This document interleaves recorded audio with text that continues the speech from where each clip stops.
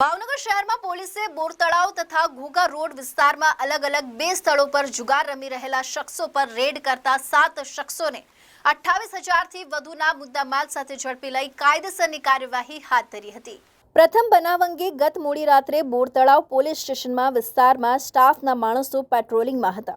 તે દરમિયાન બાતમી મળી હતી કે શહેરના આખલોલ જકાતનાકા ઇન્દિરાનગર વિસ્તારમાં આવેલા રફીક ગેરેજવાળા ખાંચામાં સ્ટ્રીટ લાઇટના અજવાળે જુગાર રમતા 4 શખ્સો ઝડપી લીધા હતા, જેમાં રિયાઝ ઇબ્રાહીમભાઈ કુરેશી, મહેશ ઉર્ફે મયુર રાજુભાઈ પરમાર, સલીમ કાસમભાઈ શેખ તથા પ્રદીપ ઉર્ફે પદો મંગળસિંહ રાણા ભાવનગરવાળાઓને ઝડપી લીધા હતા।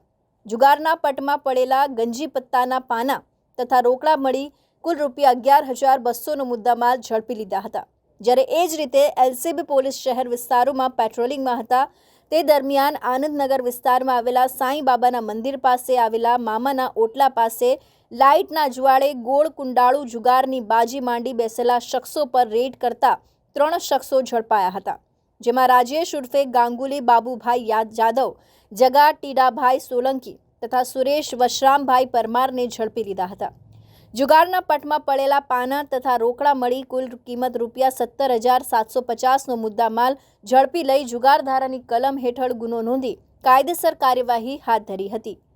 કેમેરામેન રસૂલ સૈયદ સાથે reporter Firoz Malek, ABC news Gujarat, Bhavnagar.